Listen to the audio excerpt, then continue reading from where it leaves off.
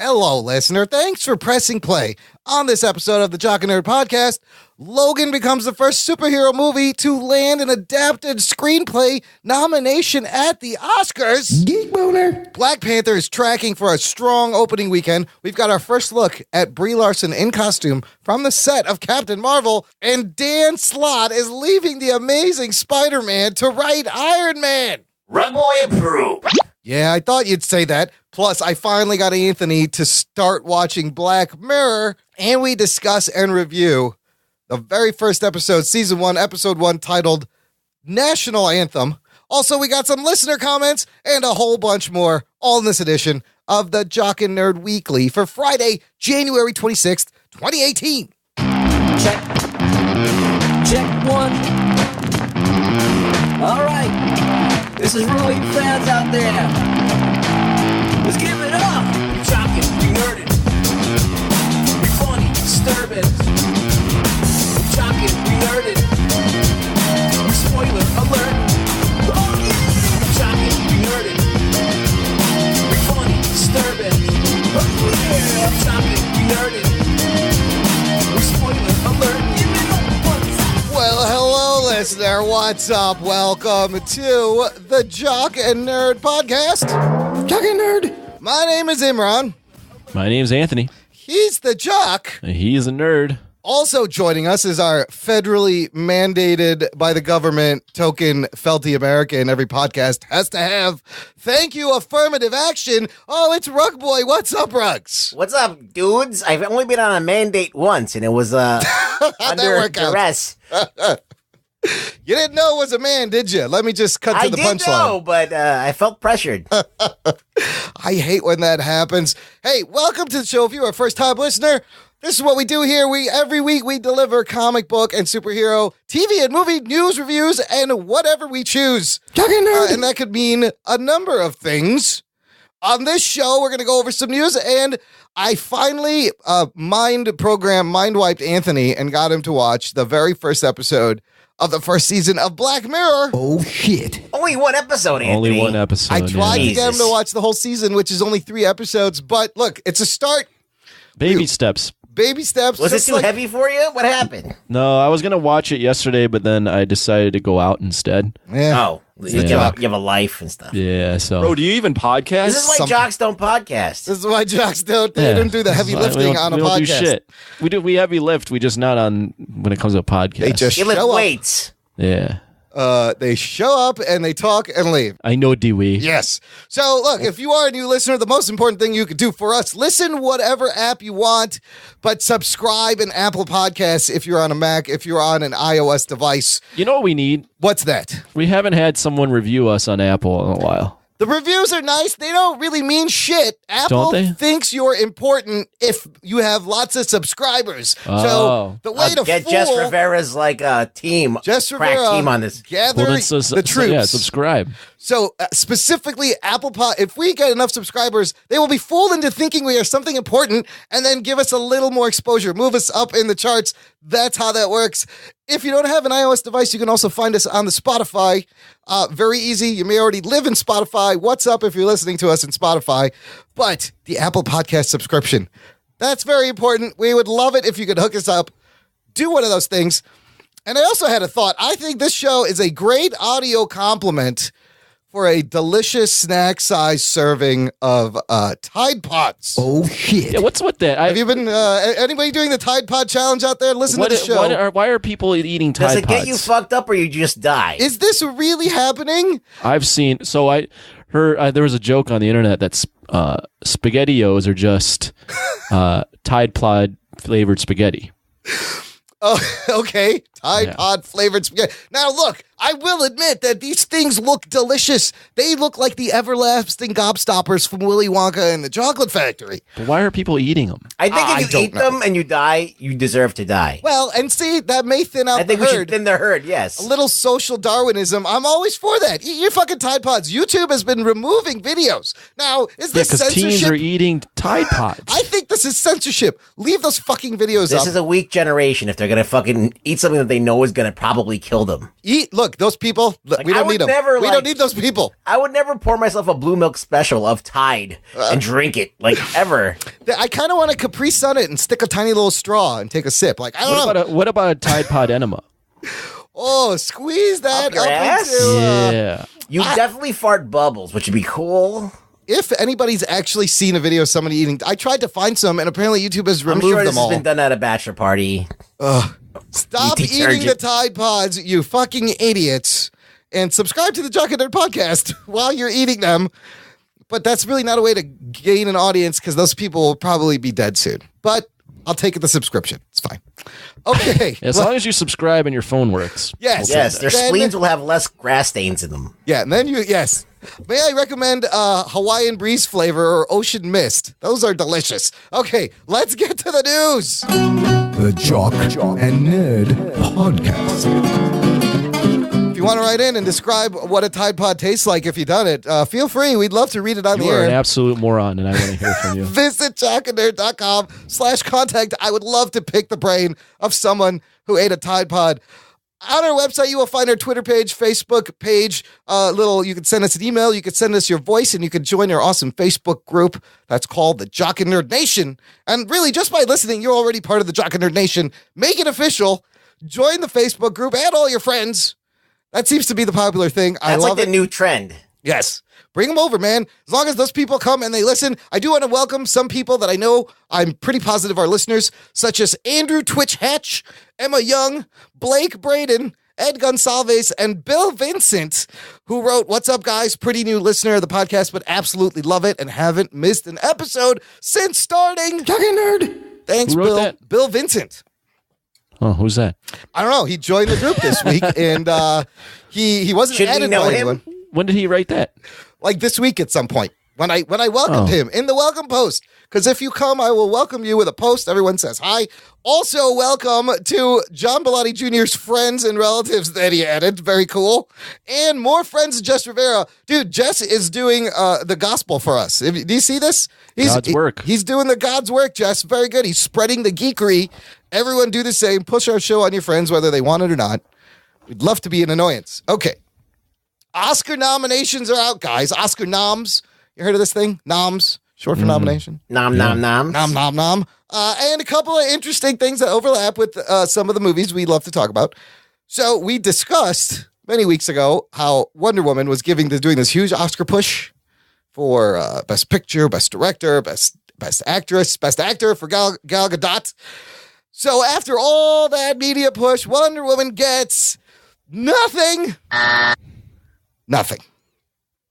Now, As it should be. well, that's my question. Is this a snub? Or No. is this maybe actually the movie doesn't deserve No. those nominations? It doesn't. It does not deserve an Oscar by any stretch. I mean, look, it's a good movie, but it's not even the best comic book movie. Yeah. It's like I think everyone freaked out because DC Warner Brothers finally just made a good movie, which is all we wanted, and then everyone lost their mind. But we addressed that on our review. We addressed that there was problems with the movie. And if you watch it again, you'll see it. Yeah, so I'm kind of proud of them for not caving to feel any pressure to be like, Good. oh, we got to Good give on them them. something, you know? Have some integrity if you're Well, they're going to known fucking to cave in on pressure. Yes, that's what I'm saying. Fucking Academy didn't cave on this one.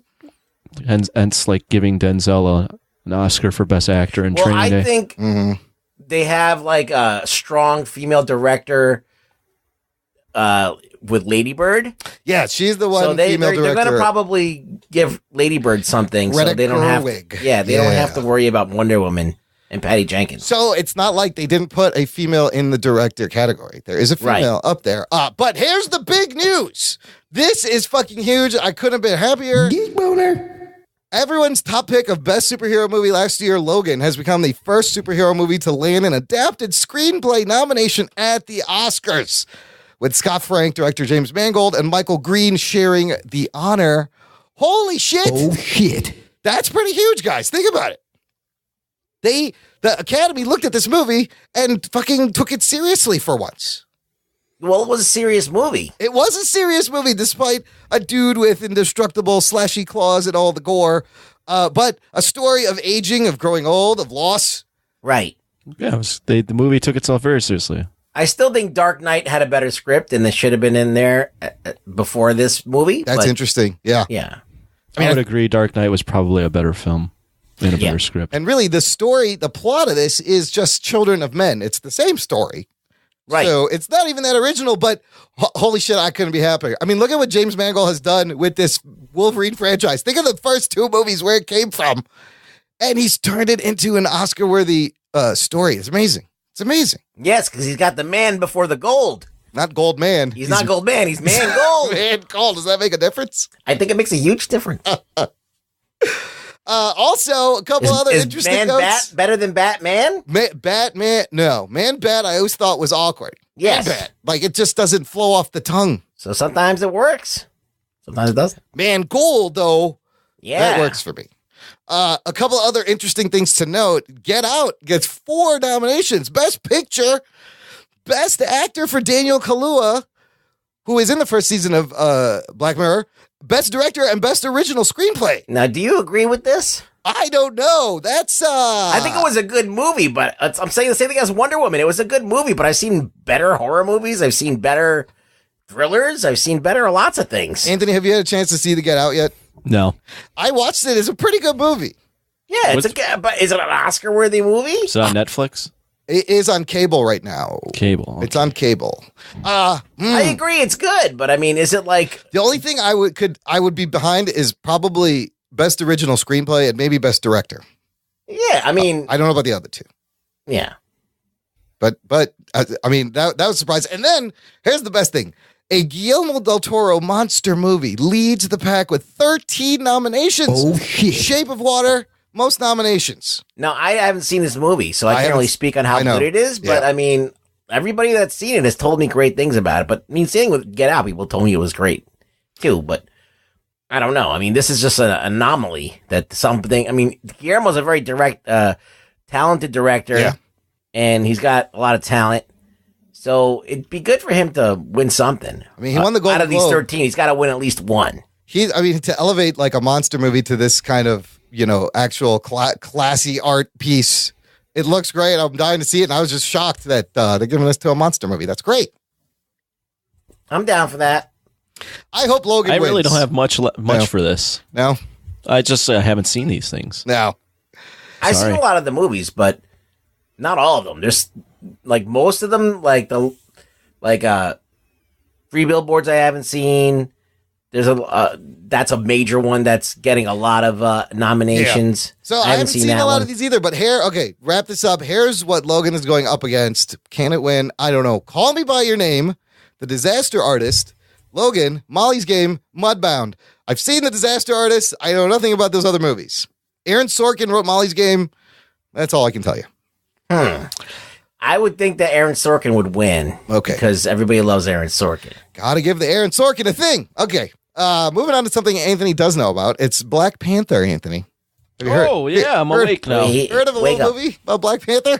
I think so. A couple of the episode you were out when you were on the Holy Ship EDM cruise, just getting fucking dancing, doing, I don't know what you were doing. Everything. We talked about, we were giving our predictions of what we thought the movie would open. So the official, whoever these people are, the official people that make predictions has come out and they're saying Black Panther is tracking for $100 to $120 million U.S. debut. Oh, shit. Sounds Nice. good, right? But here's the thing. We will give our predictions. I want to hear what you think. Here's things to consider. February release, right? Okay. Deadpool, also February release, R-rated. Yeah. I think that opened at like 132 million. Okay. Doctor Strange, not a February release, but a single solo MCU character movie, Yeah. opened at 85 billion. Okay. So the difference is this is not like his origin. People have already seen him. It is not an R-rated comedy. What do you think this movie opens opening weekend? Those things are so hard to predict. I'd go probably close to 120. I think this movie is going to be really good. I think there's a lot of hype behind it. I think there's a lot of hype with the cast and it being mostly African American, directed by an African American, Black Panther. I think this movie's got a lot of hype behind it. I think it'll be good. So I think it will be close to that 120. I mean, and also, but it's so hard to predict. I really don't. I'm just guessing. It also lands on the beginning of the 4-day President's Day weekend during Black History Month. I think it's going to do a lot more. I think it's going to surprise people. I said 135, but I think it could go up to 150. I'm probably Rug's prediction. In line with that. I think it's going to be between 120 and 150. I think it's going to be somewhere landing in the middle of that. It could even blow that away because the hype is strong. If you look on social media, the hype is there. There's definitely hype. People are amped about this movie. So we'll see. I mean, I think it will have legs. I think people will come out. We talked about people buying tickets already. Yes, the pre-sale. The pre-sale was very strong. It was outselling Civil War pre-sales like 2 weeks ago. Right. So yeah, and I guess there was a clip. They've been putting out clips. I'm trying not to watch anything. Have you guys seen the clip? I saw one of the clips of a car chase. Yeah, I don't know what it was. I don't want to see it. It was real fucking strange, but I mean, look, it was weird. Really? I mean, it's just something we've never really seen before. Whoa, was it with that purple car thing? Yeah. See, I don't want to see anything. It's so close. I don't want to see anything until I see the fucking movie. Here's a couple of things we do know. That some articles came out from Screen Rant. This I found is interesting. The producer of Black Panther says it does not directly set up Infinity War. Which, I like that. Yes. We were wondering, is Cap going to be in this? How much are they going to it is the movie before Infinity War. How much are they going to set it up? Now, there's been a lot of cool things about the threads they're going to weave, but they want this to kind of be like a standalone Black Panther movie, which I think is a great idea, which is kind of what like Scott Derrickson did with Doctor Strange. They let him just tell a Doctor Strange story. It's a little bit. So I like that they're not going to try to shoehorn shit. But here's the interesting thing. So Marvel's put out a prelude comic for an Infinity War prelude comic. And most of the time, these prelude tie-in comics are shit, right? They're never anything. Doesn't show you anything. But apparently this series there's a lot of hints to leading into Infinity War. So you can read the book. I'll put this link in the show notes, jockandnerd.com/205. But I want to mention one of the takeaways because the character I'm starting to become really excited for is fucking Shuri. The more things I read about Shuri, there's about how she's 16-year-old and possibly the smartest person on the planet, smarter than Tony Stark. In the prelude comic, they explain that she spends time trying to cure the Winter Soldier. She scanned his mind. She's trying to reboot him. And some of these mind processes is some of the tech they're going to use moving forward. So here's the interesting thing. There's a twist here. Remember at the end of Civil War, you saw Captain America, Bucky in Wakanda in the post-credit scene. So when does this movie take place? Will the baby be in there? Apparently the movie takes place right when T'Challa gets back to Wakanda. In the prelude comic, it seems Steve Rogers and the Winter Soldier didn't actually head straight to Wakanda after Civil War. It specifies they went there a few weeks later. So what they showed us was a moment between Black Panther and Infinity War. Right. So Cap and Bucky won't be there in this movie. We probably shouldn't expect a cameo. What it comes down to is I'm really excited if they're going to build up Shuri to be an awesome character, because could she take the mantle of Iron Man? Could she be the Riri Williams? Downey Jr. is going to be done soon. Maybe. They've also had her become Black Panther. Oh, yes. The female Black Panther. Right. So that's probably what they're going to do.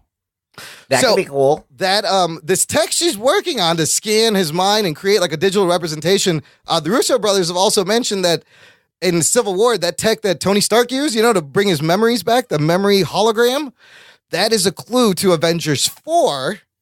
This is too many spoilers, Imran.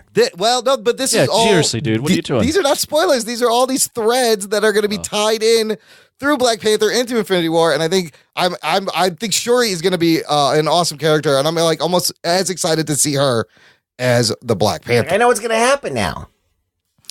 Is that damn it, Imran? Sorry, fuck you, Imran. I'll mind wipe everyone. Just ignore everything I said. Actually, I wasn't really even paying attention. Yeah, so that's good. Don't worry about it. I just started jumping on the bandwagon of hating on Imran because that's fun. Yeah. Well, look, these are all rumors that the internet gave us. And what else did the internet give us? From page 6, the first photos of Brie Larson as Captain Marvel. yeah. Geek boner. How do you feel about this? Well, look, these, I don't know if these are like official, like set photos are always awkward.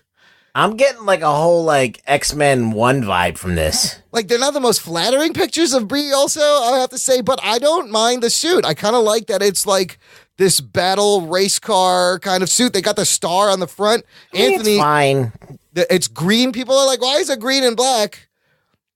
Anthony, you got a comment about why it was green and black in our Facebook group. I did. I think what it is it's an ode to the original Captain Marvel. Yes. And when he is Marvel, he is wearing a green and yellow or green and white or green and black suit similar to this. We know Jude Law is and we playing know that Marvel. Jude Law, is Mhm. Marvel. I think this is her first form of the suit, and then it'll eventually dive into the colors that we know as Captain Marvel. This is your theory. This is my theory. There's also the theory that the green is for CGI so that they can CGI something else in there later. Nah, it's way too tooled to be. I think it's an ode to the Marvel. I like the idea. Someone wrote that maybe it's a Kree outfit that she swiped during the Kree Skrull War. We know this takes place in the 90s. It'll be a prequel to like the MCU. So maybe she snags this off a Kree person and then use it as an homage for the red and blue one, which of course someone already has photoshopped and it's out on the internet. And a lot of people think this red, and I'll put this picture in the show notes. They think this red and blue one is the real one, but this is the edited one. Somebody did. I'll say I don't mind the outfit. I don't mind it at all, especially when with the Reddit form where they colored it the way it should be. Yeah, it looks nice with the red. and Looks blue. okay. Yeah. I'll say it's not the best. It's it's not a very flattering photo of Brie Larson. Right. I was also. It does kind of remind me of Captain America's outfit, whereas I thought Captain Marvel's outfit would look either a little more sleek or a little more spacey. Right. So I'm getting like a leather Captain America vibe, or like Rugboy said, the A little X-Men X-Men-y. vibe. So it's not perfect for sure. It's not. Doesn't blow me away. Well, this is like this will be like the initial costume. I'm sure it's going to change, The thing about Hela was that they made her suit look like an otherworldly thing, like from Asgard. It didn't look like any human, like, it was cool alien fabric and everything. The texture was cool, it's sleek.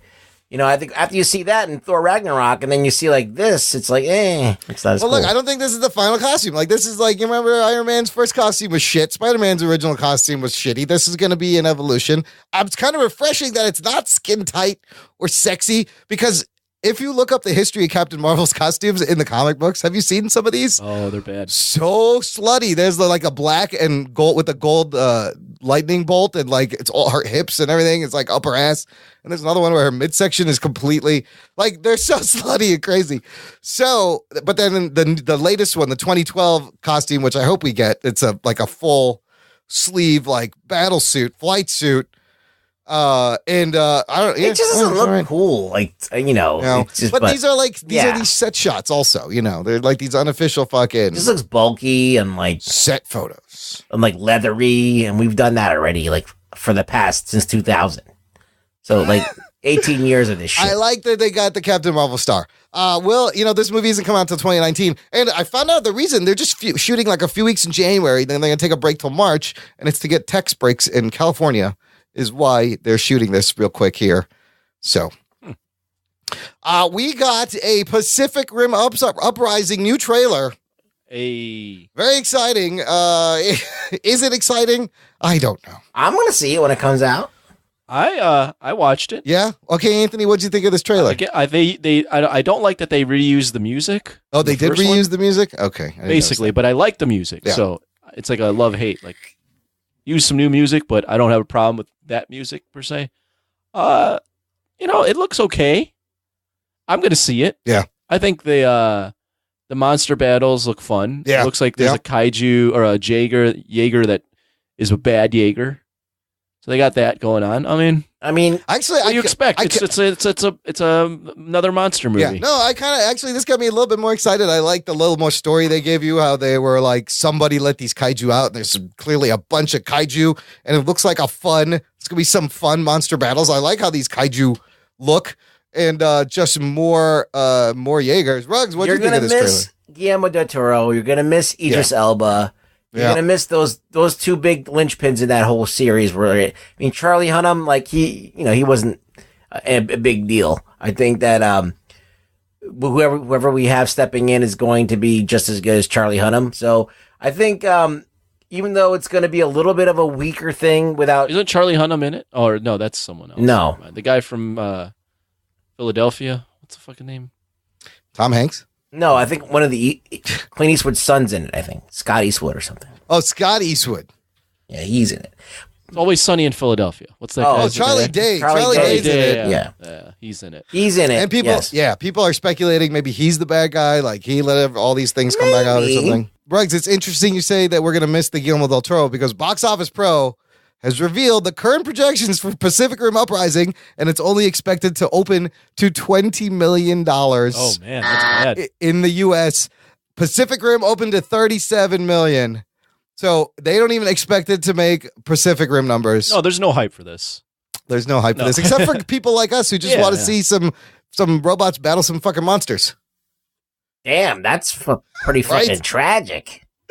I don't know how much the budget is, but I wonder if it's going to do really well overseas. Let me look at what it. That's a possibility. The Chinese have been turned off with the Transformers. They don't like that shit anymore. They might. What did it do overseas? I'm going to look at it up Well, right now.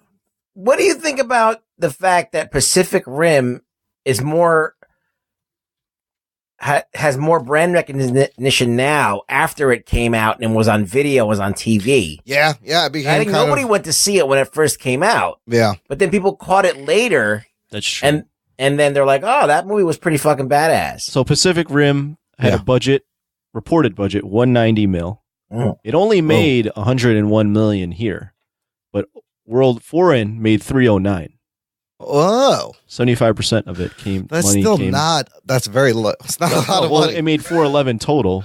$411. I think what did they spend on it on the second time? Let's see if it. 190 was the first movie. Jesus Christ! Not applicable. Yeah, they don't have it. They up don't yet. have it. NA. Oh. I would say they probably spent the same amount. Maybe but they really think it's gonna do that bad, huh? Yeah, they got no hope for this. There's not a lot of hype for this. No, other than us. That's other than crazy. like kaiju fans. Yeah, I mean it's an ode to kaiju movies. What's the hits on YouTube though? Let's see. The Pacific Rim had, in terms of that trailer. Oh God, I don't know if this trailer. This isn't a good trailer. Oh yeah, it only says 1,844 that's views. not the Some right Hollywood trailer. streams. It's No. not the main trailer. Let's see what the main trailer.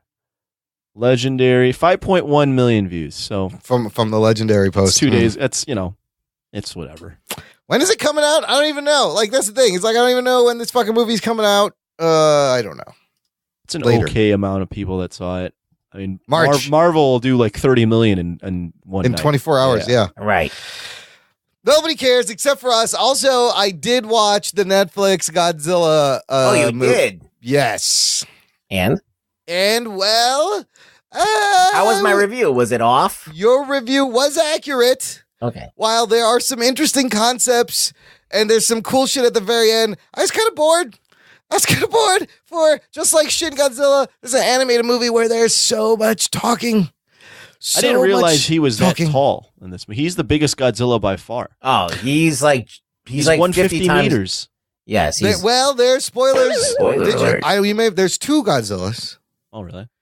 You see the real one at the very, very end, and he does do like a tail attack, and there's all this destruction, and it looks cool. It's just a little bit at the very, very, very end to set up the next movie. So I'd like to set up for the next movie, but there's so much technobabble about what they're going to do and how they're going to do it and who they got to get and form this army. And I didn't understand why the main guy hated Godzilla so much. Like, it's not really earned. I want to get this right. He is 300 meters tall in this one. What the fuck is that in American numbers? Tallest, no, I don't know. That is like 1,000 feet or something.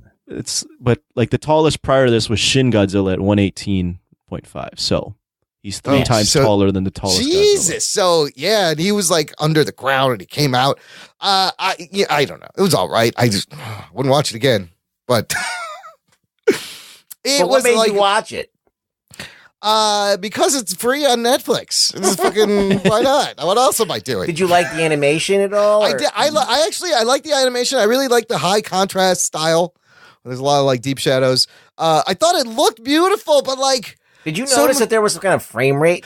yes, only on Godzilla. Yeah. When he was moving, it was very like jittery and skippy. Like it was very weird. I didn't like that. They gotta fix that. They can't do that. But your review is pretty accurate. The concepts are good, but like it was a lot of talking. It was very boring for a lot of it. There's just a little bit of Godzilla. So. Yeah.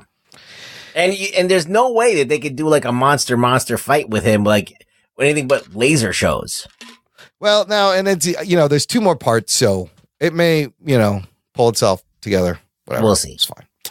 In a segment I'm calling Stupid Petitions of the Week here at the Junk Nerd Podcast, I'm going to have you guys comment on these 2 podcasts. All right, go for it. Podcasts or petitions? Petitions, sorry. Petishcasts. Fans of Inhumans petition ABC to renew the series for a 2nd season. Oh, shit. No. I've only seen anybody one episode watch of it? that.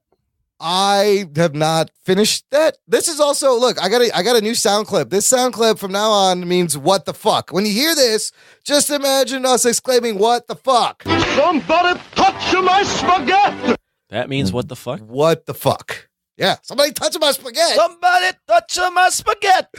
Or you can demand someone to touch your spaghetti. Somebody touch my spaghetti. What does Yes, that mean? I like that better. Look, I did not finish the whole season. I watched 6 episodes. I was like, I'm going to try to make it through it. I didn't. I don't care. I'm talking about ratings wise. Did anybody watch it? No, I have no idea. They quietly canceled the show. Obviously, Did they they're not really? bringing Did they even Yes. finish it?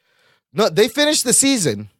They canceled the second. It didn't get picked up. I think they're canceling it. It's fine. Now, if I could just forget that ever happened. Right.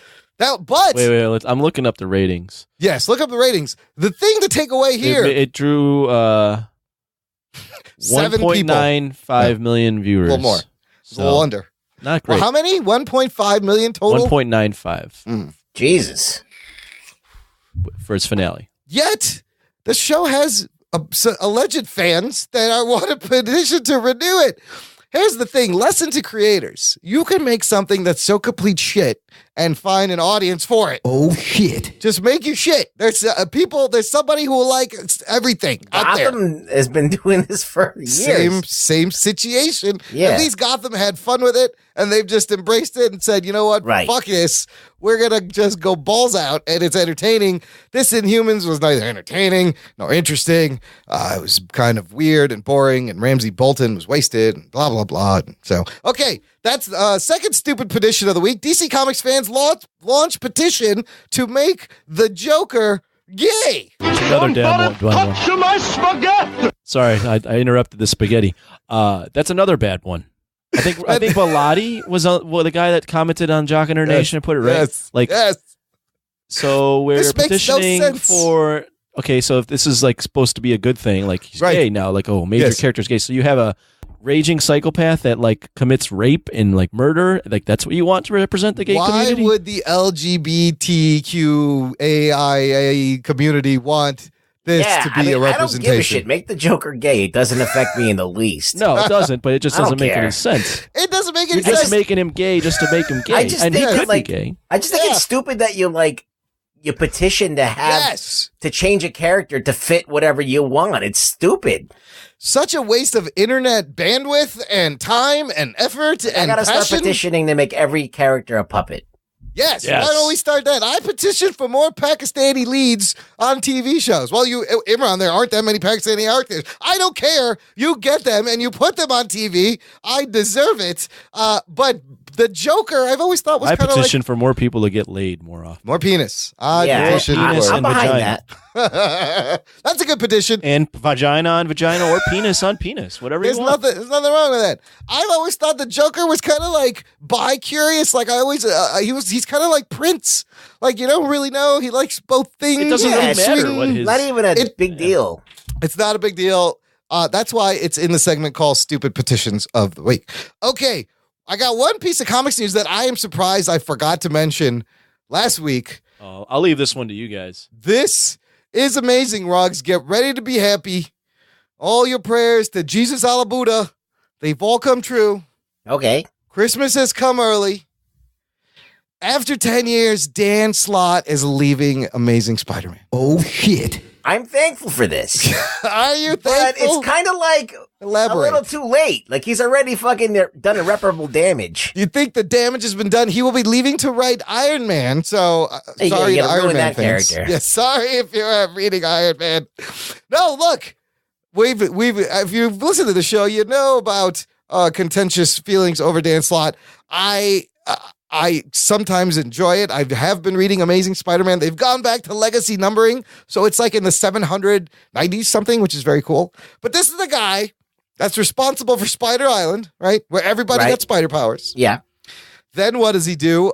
He makes Doc Ock Spider-Man. That's his thing. Like, his only creative thing is to make everybody Spider-Man. I love Superior Spider-Man. Then then he does Spider-Verse. Every Spider-Man from every incarnation show up. That's all he's done. He's like, he can't think of anything original, so he's like, hey, let's make every kind of Spider-Man so every fan could just have their own Spider-Man. I'm like, that's fucking the most pandery, stupid bullshit I've ever heard, and he's done it.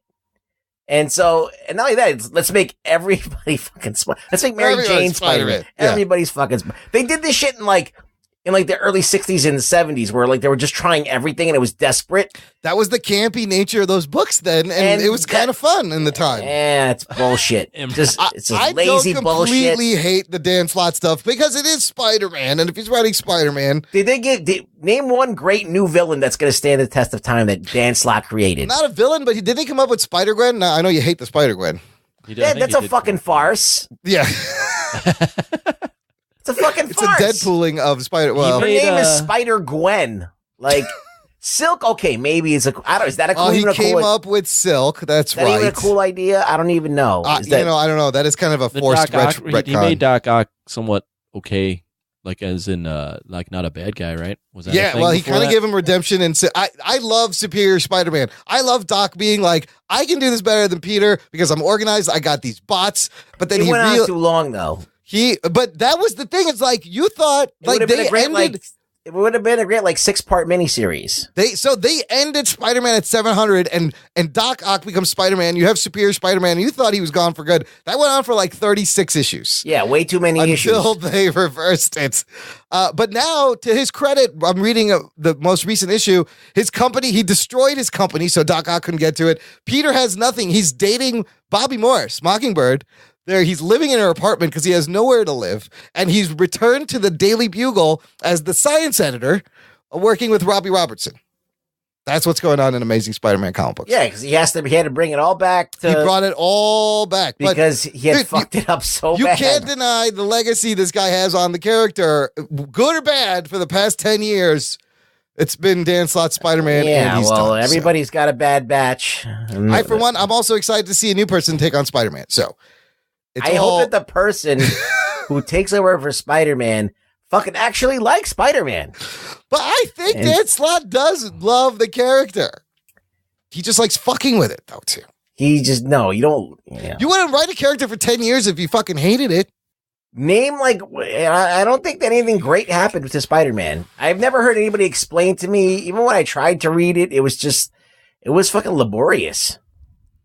Spider-Verse is fun. Read Superior Spider-Man. Last bit of news I got for this segment. A little bit of jock news. Hey. Surprise, surprise. The WWE's Vince McMahon has announced the XFL is going to return in 2020. Oh, shit. I got to play this. Somebody touch my spaghetti! Wow. Okay. Who can tell us about the XFL? What was it, 2001? Yeah. Yeah, somewhere around. Were you alive for this, Anthony? Hey, Andy, do you remember the XFL? I do. It was terrible. Yeah. It was awful. What do you remember about it?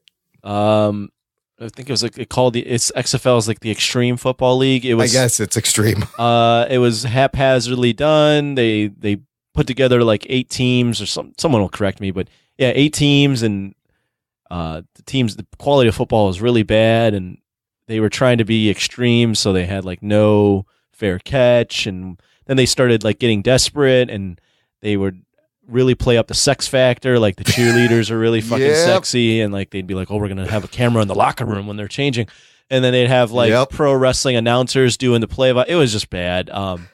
Really bad idea. There's a great 30 for 30 Yeah, on there is. the Really good XFL. 30 for It's 30. amazing. And how I know it is from listening to Opie and Anthony talk about it because they did the pregame. They were on NBC, these fucking schmucks, Opie and Anthony, doing the pregame. There's hot chicks everywhere. They're making stupid jokes, just making shit up. And you watch these videos, and even though it's 2001, it seems ancient. It seems like it's like 40 years old. Didn't to start the game, like one member from each team had to run at the ball in the middle and whoever so got it instead first? of doing a coin toss, they would have to, they call it a Holy scramble and have the ball in the middle, and Yes. two players would run and try to grab it first. And there's one player that had like dislocated his shoulder and was out. Yes, for in the rest first of the- game, Yeah. did not. Now, what's the point of this? So this time he's it's going to start in 2020. I guess the first time they had like 8 months to put it together, like you Yeah, said. they He's put it giving together. himself 2 years. The first season will have 8 teams around the country playing a 10-week schedule. He's put in $100 million of his own money. He's the sole fund of this with Alpha Entertainment, and he says there'll be no gimmicks. He said there'll be faster games. He said the ideal time would be 2 hours. He wants to just do a tight 2-hour football game, and he's wanted to do this ever since the first one ended. Now, this is why I think it's kind of brilliant. In Trump's America, That's so stupid. This is not brilliant. Stop yourself. he is going to make a league. He's saying McMahon said players in his league will not be given the forum to take a personal stance while playing on the field. His wife, McMahon's wife, Linda, heads the small business administration in Trump's cabinet. His wife is in Trump's cabinet. This is going to be the alt-right football league for the alt-right in the country. Oh, if you make it a political thing, you might get some traction. This will be like nobody's kneeling. We're not hiring anyone with DUIs or records except for Tim Tebow. He actually said that. He goes, if Tim Tebow wants to play, he can play.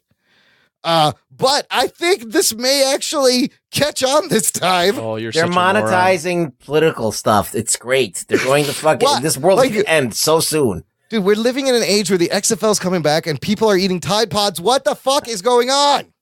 I don't know. Let's talk about Black Mirror. If you it's are not so bleak wrong. enough, Do you think this is going to be successful this time? Oh, Okay. no. That's what The seems to NFL be. is a monster. There's not enough talent to even make this is completely useless. real quick. So funny. There's just not it's about the quality of the football, and the football is going to be I terrible. already hate that there's one NFL. Like, Yeah. there's no need for it in life.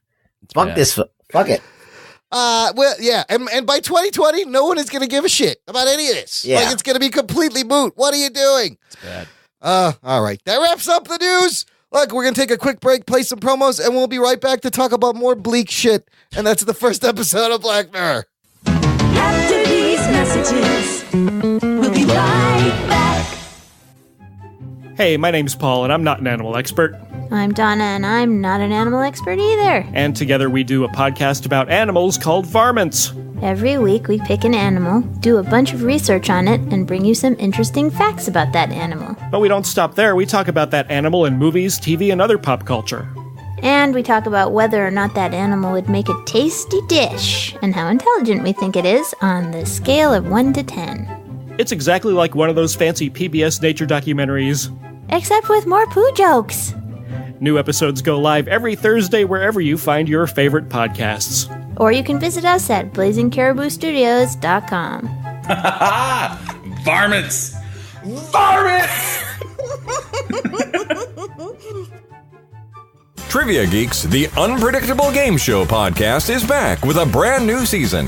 They've got a new host, new games, and a new day and time. But that's not all. Now you can download their companion app, Triv Now, and play along in real time. Watch Carrie on YouTube as she tries to convince her partner that his Dark Knight hasn't risen in years. Listen on Diamond Club and Alpha Geek Radio, Wednesday nights at 9 p.m. Eastern. You can also follow the show on Facebook and Twitter and get all the latest updates and showtimes. Are you afraid of what goes bump in the night? Have you or your friends ever pondered a conspiracy? Do you want to know more about the unknown? If so, then put on your tinfoil hat, sit down, and pick up your computer, tablet, or phone. Go to iTunes or YouTube and search for Secret Transmission Podcast and listen to us try to explain the unexplainable. Follow us on Twitter for updates on shows. At Secret Trans Pod. That's SECRETTRANSPOD. TRANSPOD. Or you can email us suggestions At secrettransmission@hotmail.com. That's secrettransmission@hotmail.com. Jock and Nerd. Listener, if you've been enjoying the show, consider joining our fan club. It's a place where you can help us out and you will get more show. Visit jockandnerd.com/Patreon and sign up to get an exclusive RSS feed that has hours and hours of bonus content. We're adding new shit on there all the time. We recorded a rug down prior to recording the show. We'll throw that up there. And there's actually in the podcast feed, you may have already heard it. If you didn't, go back. There's a bonus clip. It's a sample of what we put up, and it's everyone contributing as we all get up to speed on the latest internet memes and bro hashtags. It was a lot of fun. Is it still ass-eating season, Anthony? That's my question to you. Currently, yeah, I would say so. We're still in season? We're still in guys. ass-eating season. Okay. I just picture Anthony licking his finger and putting it up in the air and feeling the wind. Yep. He's like, yes, still Got is. a couple of weeks left on the ass-eating season, listener. Hashtag Sigs Inside. Send it. Sigs Inside, send it. Eat a Tide Pod, you son of a bitch. Eat a Tide Pussy. Pod. Clean up the gene pool. Check out that free clip. Visit jockandnerd.com/Patreon. Sign up today. Here we go. Spoiler alert. Strap yourselves in, you fucks. Spoiler time. I mean, do you really need to hit that button? It's how old is Black Mirror? This first episode premiered in 2011. So just like the Game of Thrones, this time Anthony's catching up late, and just like Game of Thrones, I think Anthony, we will go at your pace this time. That's fine. Whatever you watch, I think we got discuss to it. do season by season. I don't want to do episode by episode. We're not going to do it. This is the only time we'll do this at one episode. Well, we'll start with the introductory episode because it's kind of an infamous episode, and for a lot of people, it turns them off the show. A little bit of information about the Black Mirror created by Charlie Brooker and Animal Jones serving as showrunners for BBC America Channel 4, British show for like 2 seasons starting in 2011. Netflix picks it up and has been producing the last 2 seasons. Season 4 just came out, and do you guys ever wonder what the title means? Do you understand why it's Black Mirror, Anthony? No, I have Guesses? no idea. Rugs? Yeah, I think it has to do with like screens or something. Well, look, if you hold up your cell phone, if you turn off your monitor and look in it, if you look at your TV when it's off, what do you see? A Black Mirror. You see the Black Mirror. Got it. I love that. Geek Boner. I love the name of that one. So the first episode's called National Anthem. This is the show that kicks off this whole series, trying to get people into this anthology series like Twilight Zone, but they want to separate it from Twilight Zone. In this episode, I've talked to many people. It scares a lot of people off. They can't get past this episode. It is a fucked up episode. It's weird. It is lovingly known on the internet as the pig fucking episode. Hashtag pig fucker. Now, all right, so set it up, Imran. Okay, premise is real simple. It's somewhere in the near future, which is what all these episodes are about. Popular Princess Susanna is captured, and a video is sent to the Prime Minister of England, telling him you have till 4 p.m. to do the following thing. They want him to fuck a pig live on TV. Oh, shit. Or else they will kill the princess. No shenanigans, though. No shenanigans. They've sent specific instructions about how the camera should move and how it should be set up. The Prime Minister and his team try to fake people out. They call in a porn star. What was that guy's name? Rod Senseless? Yes. Something like that. To green screen the Prime Minister fucking a pig. And, of course, the kidnappers are onto this. And they send them the what we think is the Prince Susanna's finger. To the thing. So right away, you're dealing with politics and public opinion. It has a great, in 2011, YouTube was a thing, Twitter was a thing, and one video on YouTube can destroy a person. What they don't realize is this thing has been put out on YouTube. Everyone has it, and everyone's watching. Everyone's judging him. Everyone's chiming in on instant media, social media. Instant media. So basically, it's about how you can't control information. That's number one. Or public opinion, how fickle they are. The twist being at the end. So let's just talk ourselves through this. Anthony, I really want to know why you're watching this. What's going through your head? What are you feeling the first time? Watching it? Yeah. Well, you spoiled it for me by telling me the premise. You probably shouldn't have just let me even do that. Should have just let me watch it. But I didn't tell you if you would do it. Right. I don't know. I was just sitting there and I was just kind of taking it in, to be honest with you. I was not thrown off because you gave me the premise. I was just like, what am I watching? How is this going to play out? Like, what? I purposely skipped this episode. Really? I've never seen this episode until you told me that we're going to do this review. Because so you watched it for the first time. I was like, yeah, this is not my cup of tea. I don't want to watch. I read the little blurb and I go, oh, that sounds interesting. And so I watched, I would say, about 70% of Black Mirror. Yeah. And then this is one of the ones I didn't watch. So okay, but then you watched this recently. Yeah, and I thought it was like interesting, and I felt like it was like a little mini movie. Yeah. I found it disturbing. But I mean, bestiality is a hard sell to start off a series. Right. It's just weird. It was just a weird episode, but like it was well done. It was well done. I'll agree with Rugboy. It's well done. There's a lot of thought-provoking stuff that comes out of it. Yeah, that's what I love about this series. Reading the description, I probably would have never watched this. Yes, I'm still kind of like, I don't know if I really liked that. Like, I don't know if I necessarily liked it, but it's a roundabout way or an odd way to promote a little conversation about the way things are. Now, what I'll say is that Black Mirror has way more to offer than this. Okay, good. And as I said, I enjoyed plenty of episodes of Black Mirror without ever watching this one. It's interesting that the series is kind of, you can jump around and why are they starting it. with this though? Look, I think he shock really factor. Yeah, shock factor. Charlie Brooker is known in England for British television, but he really wanted to grab you and set this apart from Twilight Zone. And boy, it does. Like it leaves an impression. So to spoil it for the listener, maybe you should watch this. Please watch it, but I'm going to spoil it because it's so great. The time is ticking down, and the first time I watched it, I was like, he's not going to do this. There's no way. He's not going to fuck the pig. They're going to come up with something. And then as it ticks down, you see in his face where he's like, I'm going to have to fuck this pig. I'm going to have to. And she goes, we've put images in your sightline, and there's 2 screens with like pornos going on, and the pig is there. And he fucking does it. And the reactions of people watching, he's going for an hour. Oh, shit. In an hour, fucking this pig. They don't show it. Yeah, they said that like if you went too fast, it means that you liked it. Yes, and that was great. The little nuances of like, you can't appear to like it, but you don't want it to take forever. Try not to look like you're enjoying it.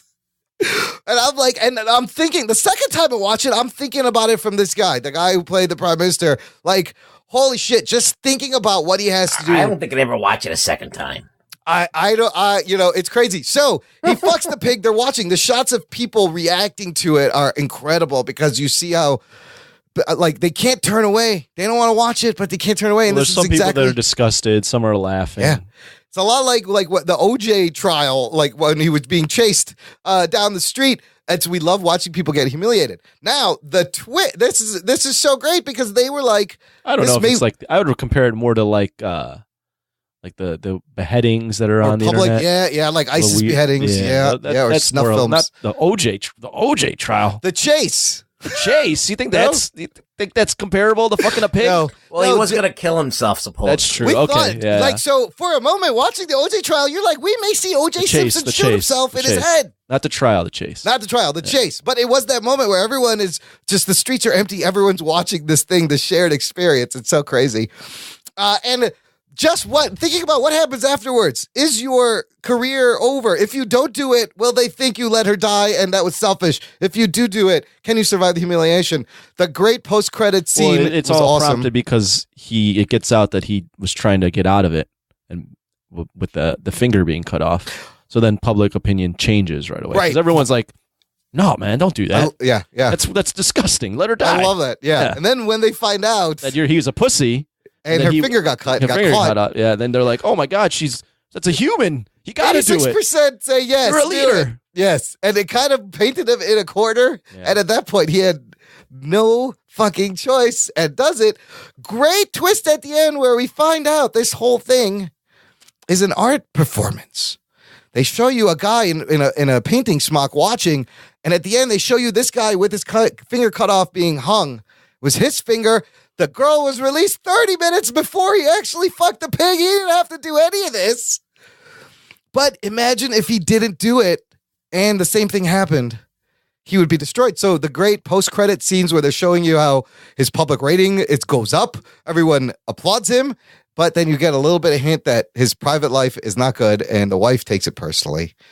But dude, this is a great example of the show, a great example of how great art can make you uncomfortable, and sometimes you should be uncomfortable, and you are uncomfortable watching this.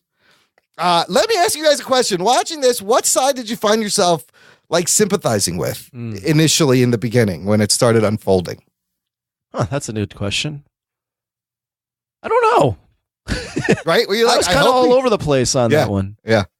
I was kind of hoping, I guess what I was kind of hoping, because it's just such a disturbing thought, is that they would find this person before and all of it would not have to happen. Yes. And I think that's what I was leaning towards, is they'd find the guy and we wouldn't have to do this. I think that this prime minister mishandled his responsibility completely. Well, they did. They thought they had the guy, and that was also a decoy. No, but just the way he reacted, he should have went on the thing and said, "Listen, we don't negotiate with fucking terrorists." Yeah. So what would you have done? If we let you manipulate me into doing whatever the fuck, what's to stop everybody else to do it? Right. You know, we're not negotiating with you. We're going to find you, and you do whatever you do. If you kill this lady, we're going to retaliate in a way that you're not going to be able to survive. And if, at that point in time, at least you send a message to people. He was a little bit of a weird fucking, like, he grabs the woman at one point, his own cabinet person. He wants to kill her. Yeah, he wanted to kill her. And like, largely he's thinking of how to save face. I was like, what would I do? I kept thinking, like, what would I do in this situation? Would I have I just think in terms of the government, you can't just fucking let people, push you around and be like that. Even it's a royal life. Like, I mean, people die all the time. Who cares if it's the princess who dies? Right. And then this shows, like, which way is public opinion? How fickle are they? How much will you let that weigh your decision? Yeah, I was like, it was crossing my mind, like, what if this were to really happen? Yeah. And I don't think, I mean, like, think about it. The whole entire country of England is now going to be thrust into like disarray because now you got to now you have a fucking humiliated. You've been beaten by a person. You've been beaten by a crazy guy. That's essentially what happened. Yep, and he kills himself, and now you got a pig fucker as leader. So I don't really agree with the writing in this episode, that it unfolded that he has a good... I think that the whole country would be in disarray, that knowing that they were manipulated and fooled. By like a Banksy. It's like, imagine Banksy did this. That's just like, how does that restore confidence in a country? It doesn't. So I think that's the way that they wrote it was a little bullshit. I mean, I think the real thing, the theme, not so much the politics, was just our obsession with sex scandals, our obsession with watching people humiliate themselves. It's also how quickly word spread, like the message. Yes, instant, yes. The message can never really be controlled. The internet control anything. Yes. And then using the internet as a weapon. Why people don't use YouTube as a weapon more often. Why hasn't this happened? Why hasn't this already happened? Like, it's out there, like, and they said they pulled it down, but then 6 others would pop up. There's no way to stop it from being cloned. I mean, if you look at like tweets or Instagram posts, people delete their shit all the time, but it's already out there. Like, once you spawn the internet, people copy it right away. Yeah, there's screen grabs instantly. Yeah, like Casey Neistat, who's a big YouTuber, he announced that he was splitting with CNN, who just bought his company out for like $20-something million. Right. A few months ago. And he put out something, and then he immediately deleted it, and then put out a different statement because maybe he had said it the wrong way or whatever. And someone grabbed it and put it up, and still had the original. Once you press post, even if you delete it, you are fucked. And instead we have. I'm like, why isn't somebody? Instead, we got the people eating Tide Pods and fucking assholes like Logan Paul going to like the Japanese suicide forest and just fucking PewDiePie. Well, even as stupid as something as the Tide Pods. Yeah. Someone started that and put it on the internet, and now it's a thing. Yes. Like, that's all it takes. Isn't that crazy though? Like, even this show, it's 2011, but this almost feels a little dated already. Like, our relationship to social media and how we interact with people has changed so much even then. Like, it feels a little dated. Like, oh yeah, that was the 2011 old way. This day that would have been like somewhere else. If you had to fuck a pig in around, that'd be even more disrespectful. What would you do? Okay, you have to fuck this pig. What would you do? I'm not fucking a pig. You would let her die. I'm letting that bitch die. Ruggs, what would you do? Yeah, I'm not doing it either. As a leader of a country, I'm not doing it. You would let the Princess Susanna die. Fuck that bitch. All right. I guess the only thing that would make me think twice is the lady does say in, I guess, her cabinet that I can't guarantee your life if you decide to do that. Your safety of you and your family. So I guess at that point, you didn't know which way it was going to go? Yeah. Well, no, I was not that. I was thinking about myself. I'm like, well, if it's just me, I'm okay. But if it's if I had a wife and kids, that's tough. Plus, the humiliation to the wife is almost more crushing than like his career. I thought he was going to commit suicide. Right? That he should. Yeah. He should. Hashtag pigfucker. I love when they showed the tweets. They were like, fuck that pig. Hashtag pigfucker. So, creator Charlie Booker denies that he was inspired by this one story. And the story is a new biography reports, this is from, when is this? New biography reports that UK Prime Minister David Cameron, while a student in Oxford, put, quote, a private part of his anatomy, unquote, into the mouth of a dead pig as part of a hazing ritual. So it's an unverified claim, and Charlie Booker says, no, I've never heard of that, and this is not why I did it, but it is weird. Isn't that different than fucking a live pig, though? Absolutely, it's much different than fucking a live pig. Would you do that before that? Absolutely. If you had a choice to put your dick in just the head of a dead pig. Yeah, and I put my dick in a head. No problem. But no problem. I'm doing They do that in the Philippines all the time. Yeah. It's a street. That is a street snack on the Philippines. That is a rite of passage. That's how you barbecue. Along with the duck fetus. That's seasoning right there. That's penis seasoning. That's a little salt and pepper. I can't believe we're talking about this. It's crazy. Look, again, great art can make you feel uncomfortable, and sometimes great art does that. This show, there's going to be a lot of that, Anthony. Now that you got through the first episode, I'm very proud with you. We've initiated you. I'll say this. I watched the first episode. Yeah. I didn't necessarily hate it or anything. Yeah. But I don't know if I'd watch the second episode unless you were in my ear like you are. Not that I was disturbed. I'm just like, okay. Not necessarily a show that I'm all that into right now, but maybe I'll get into it. That is the weird thing about this show if you start at the beginning, because you really have no idea how different every episode is. Yeah, I mean, there's some great fucking episodes. Okay. And so if anybody's watched this episode, I wouldn't let that stop you from watching the next, because like we said, everyone's an anthology. It all deals with technology and social media and society and us getting fucked. So it's all different. I guess my thought is that I appreciate that it's trying to be a thought-provoking thing. Yeah. And, create some conversation. Not necessarily my cup of tea in terms of what I want to watch when I'm relaxing. I don't want to be overly... It gives you anxiety. Yeah, I don't want to be like, whoa, how would that happen in the real world? Just know that there's a lot of bleakness in this show. A few of them end in happy endings, but the majority of it, it's very bleak, and it kind of like some of the stuff has happened. So, okay, it's not the most uplifting show. Yes, this is what you can expect. It's just a stark look at a very near future. And I mean, I like shit like this. It makes you think. But I'm just saying, it's just like, you can't really do a marathon of this stuff. No, you can't binge it. Like, it's hard. It's heavy. It's pretty heavy, and it's kind of dark. Yeah. And to be honest with you, when I watch Black Mirror, I skip around. Yeah. The things that I might be in the mood for. And there are some really great stuff. So there is stuff that's kind of like mini movies. They're all mini movies. Yeah. I mean, but they really feel like theatrical. So I think this is what we should do. I think we should just episode 2 and 3. Episode 2 is Daniel Kaluuya from Get Out. Episode 3's got Toby Kebbell. Both of those episodes are good. They're very good. One of them is actually one of my favorite episodes of the whole series. Of the next two. Anthony, can you consume those two, and then we will continue? Sure. I think if Anthony watches the Toby Kebbell one, he'll fucking love that one. Okay. I mean, it'll stress him out, because if it happens to him, he'll be like, what the fuck? But I like 15 Million Merits. I like the Daniel Kaluuya one. Do me a favor. Yeah. Don't tell me the premise. I won't. Not anymore. I just want to tell you the premise of the first one. Okay. Here on in, you're going blind, because that really is the best way. Yeah, I'd rather go in blind. And because that's how the show is. It's just, you don't know where it's going to go, what's going to happen. And then you just have these amazing questions and conversations. So, right on. All right. I got a little bit of feedback, and we're going to wrap it up right here. Wes Cranford, the Yank from Down Under, got a couple of comments. He wrote in, hey, the Falcon was introduced in 1969. Probably second black superhero. Probably, Wes. Probably.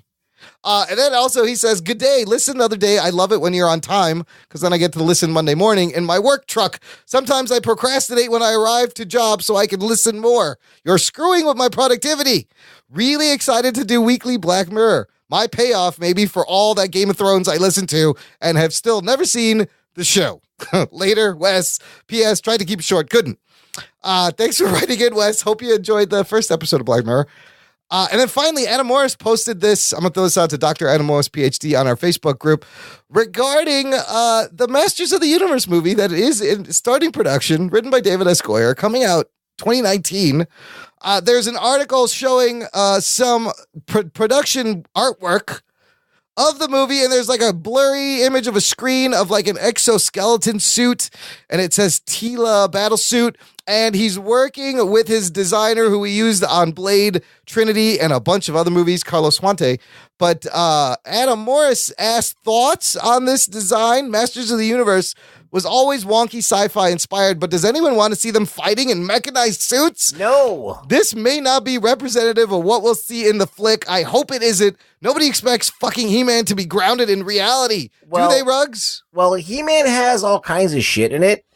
I mean, if you remember watching the Toys That Made Us, That's a great episode. They just threw everything and saw whatever the fuck they wanted to do that He-Man was. It really wasn't like tied down to one specific aesthetic, but there was battle suits. There were things that were incorporated into the cartoon and stuff, but not to this level. Like this is a different level. This is like almost changing the aesthetic of the basic part of He-Man words. Yeah. Hopefully this is just an early design. Now, watching Thor Ragnarok, I could see He-Man needs to be like a Thor Ragnarok hot fantasy meets a little bit of WWE wrestling flair. Yeah, I was actually thinking the same thing when I was watching Thor Ragnarok. Right? Over the top, campy, crazy fantasy adventure. I think it works better for He-Man than it does for Thor, because He-Man's cartoon was very funny. Yeah. It was geared towards kids. Now, is it the best way to do He-Man? Who knows?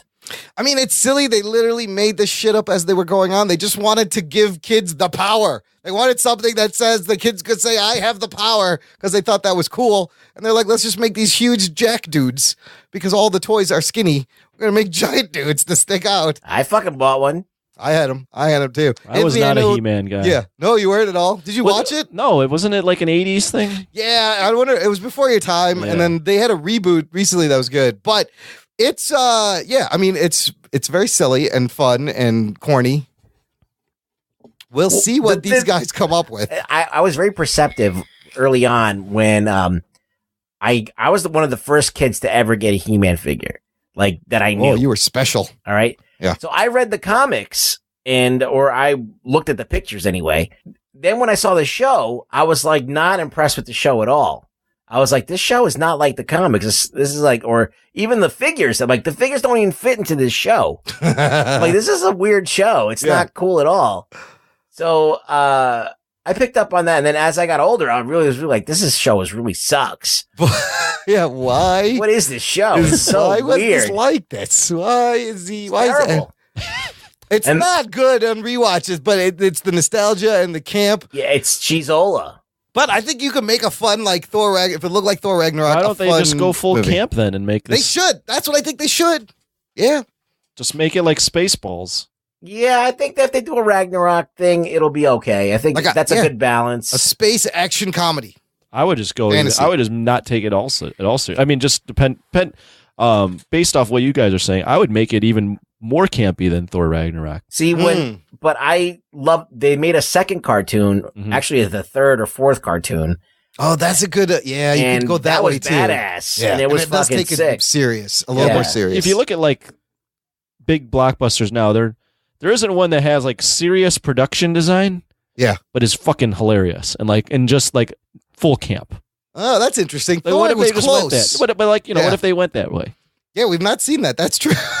Like we're gonna spend these $200 amazing million sets, but it's on a all comedy. but it's all comedy. Imagine if Spaceballs had $200 million. What would that look like? Right. I don't know. Just a thought. That's because everyone's trying to make a series like this real, this epic franchise. But what if you just made something funny? It could work. Look at Jumanji. People seem to love the Jumanji. It's funny. Yeah, Jumanji. Yeah, well, yeah. But- People. It's like It's also Ask the Jumanji. movie. Remember Ask the movie? Yes, in Idiocracy. Yes, that's what we're going. The highest grossing movie was called Ass, and then it cut to the inside the theater, and it was literally a white guy's ass, and people were just standing there and laughing like idiots. And for 2 hours. Yes. That is funny. And the number one TV show at the time was Ow My Balls, where someone would just get hit in the balls like, "Ow My Balls." That was the name of the show. Yeah, that was a great. Go away, Baton. That's my favorite. I love money though. Sorry, I could do fucking Idiocracy lines all day long, but that's not why we're here. We're here to say thanks for listening to the Jock and Nerd podcast. Rugs, where can they find you, Rugs? At Really Rugboy on Twitter. Come find me. Find him, give him a follow, subscribe. Stick a finger up his butt. Or his slack hole. Somebody touch my spaghetti. Touch his spaghetti. Whole hand. See, whole-hand it. Shove it right up there. Subscribe to Trivia Geeks Live. We're pumping out new shows. Lots of fun, hilarity, insane trivia podcast. And then subscribe to this show. And most importantly, subscribe to this one. Tell a friend, listener. Subscribe your friend. Grab your friend. Shake them hard. Give them one of these. Talking nerd. And then they'll understand the meaning of life. Thanks for listening to the Jock and Nerd podcast. My name is Imran. My name's Anthony. He's the Jock. And he's the nerd. We'll see you next time. Yippee! Everyone in this room is now dumber for having listened to it. Gentlemen, this is Democracy Manifest. Jock and Nerd.